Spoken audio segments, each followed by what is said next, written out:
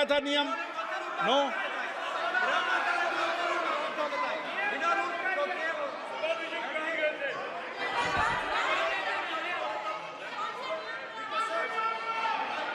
Mic दीजिए sir. हाँ sir, मेरा सवाल है सर, इस माइक का कंट्रोलर किसके हाथ में? प्लीज बैठिए बैठिए सर ये ऑफ होता है, प्लीज बीच में माने ऑफ हो बैठिए जाता है। प्लीज।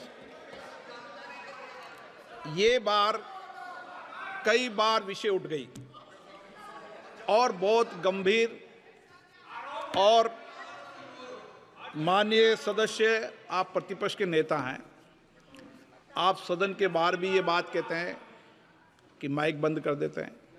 मैंने कई बार आग्रहपूर्वक किया कि आसन पर इस तरीके का आरोप नहीं लगाएं। नो प्लीज, बात सुनिए।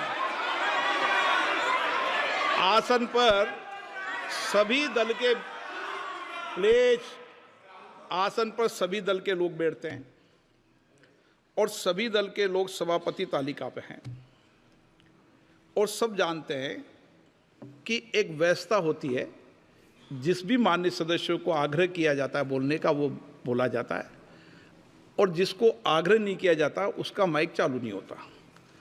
आप बोलने के लिए खड़े, आपका माइक कभी बंद नहीं हुआ, कभी बंद नहीं हुआ। आप अगर आसन में जो भी विराज रहे हैं वो अगर आपका नाम नहीं पुकारते हैं तब माइक चालू नहीं होता। ये व्यवस्था हमेशा इस सदन की रही है, पुराने में भी और नए में भी। कभी आसन पे व्यक्ति पर माइक का कंट्रोल नहीं होता। दूसरा, माननीय प्रतिपक्ष के आप नेता हैं और आपसे ये अपेक्षा की जाती है कि आप लोकसभा की प्रक्रिया का, संचार नियम का पालन करें, संविधान की जो व्यवस्थाएं दे रखी है उसकी पालन करें, और सदन में बोलते समय किसी भी धर्म को के ऊपर ऐसा आक्षेप नहीं करें जिससे पूरे देश के अंदर विषय पैदा हो। ये आपसे अपेक्षा की जाती है। सर मैं बिल्कुल आपकी रिस्पेक्ट करता हूं स्पीकर सर, मगर मेरे भाषण के बीच में सच्चाई ये है कि माइक ऑफ हो जाता है। मैं क्या करूं, हो जाता है वो।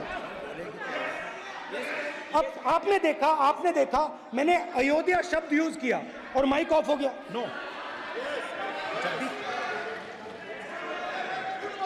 अरे ये प्रधानमंत्री मोदी जी के टाइम पे आधा आधा पैरा आएगा क्या? तो अयोध्या ने राम भगवान की जन्मभूमि, प्लीज ब्रदर, राम भगवान की जन्मभूमि ने बीजेपी को मैसेज दिया, और ये आपके सामने मैसेज बैठे हुए हैं। मैंने इनसे पूछा, कल कॉफी पी, इनसे मैंने पूछा बताइए, मैंने पूछा कि बताइए ये हुआ क्या।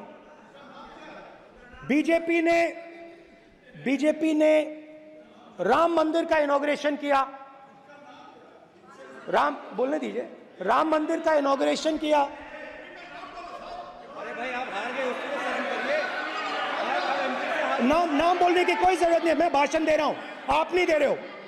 मुझे बोलना है जो बोलना है, मुझे नाम लेने की कोई जरूरत नहीं, मुझे जो बोलना है मैं बोलूंगा। तो अयोध्या ने मैसेज दिया और मैंने इनसे पूछा कि हुआ क्या, और इनका जवाब आया। मैंने उनसे पूछा कि आपको कब पता लगा कि आप अयोध्या में जीत रहे हो, और आपने कहा पहले दिन से मुझे पता था। सही बात। और मैंने कहा ये क्या हुआ, उन्होंने कहा राहुल जी, अयोध्या में एयरपोर्ट बना, अयोध्या की जनता से जमीन छीनी गई और आज तक उन्हें मुआवजा नहीं मिला है। उन्होंने कहा, सही बात, उन्होंने कहा कि अयोध्या में जो भी छोटे छोटे दुकानदार थे,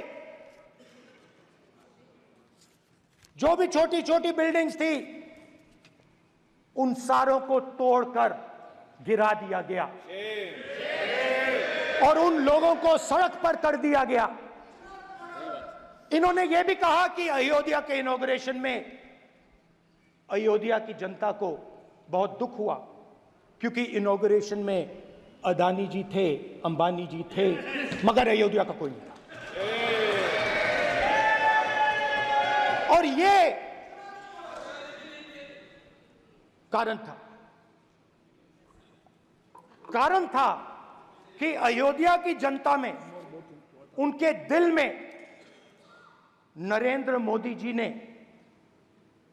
भय डाल दिया। उनकी जमीन ले ली, उनके घर गिरा दिए और फिर अयोध्या के गरीब लोगों को, किसानों को, मजदूरों को मंदिर के इनॉग्रेशन तक नहीं जाने दिया। मंदिर के इनॉग्रेशन छोड़ो, उसके बाहर भी नहीं जाने दिया। और इसीलिए अयोध्या की जनता ने सही मैसेज भेजा।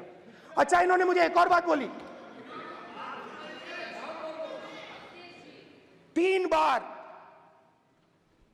इन्होंने कहा कि 3 बार नरेंद्र मोदी ने टेस्ट किया, 2 बार क्या मैं अयोध्या से लड़ जाऊं? और सर्वेयर्स ने कहा अयोध्या में मत लड़ जाना, अयोध्या में मत लड़ जाना, अयोध्या की जनता हरा देगी। और इसीलिए प्रधानमंत्री वाराणसी गए और वहां बच के निकले।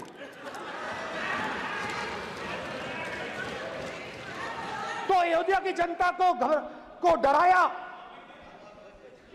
पूरे देश को डरा दिया। मैं आपको बताता हूं, आज सुबह में आया, राजनाथ सिंह जी ने मुस्कुरा के मुझे नमस्ते की और मोदी जी बैठे हैं, मुस्कुराहट नहीं, सीरियस, नमस्ते भी नहीं करते, कहीं मोदी जी ना देख लें, प्रॉब्लम हो जाएगी। वही कहानी गडकरी जी की है, सच्चाई है। अरे भाई, अयोध्या की जनता को छोड़ो, ये तो बीजेपी वालों को डराते हैं।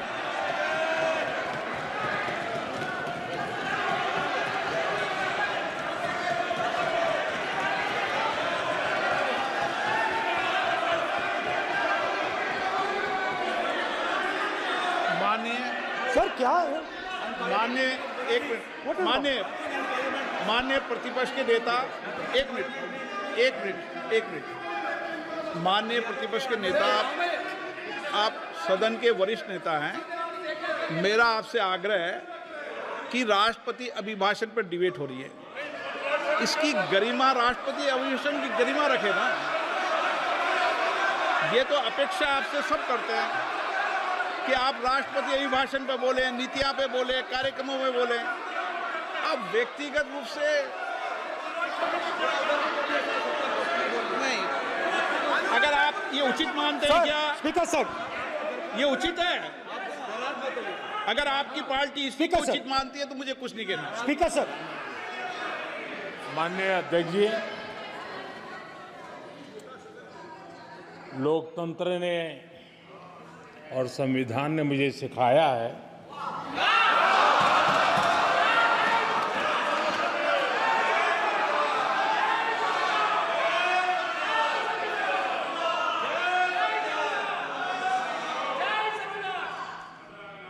कि मुझे विपक्ष के नेता को गंभीरता से लेना चाहिए।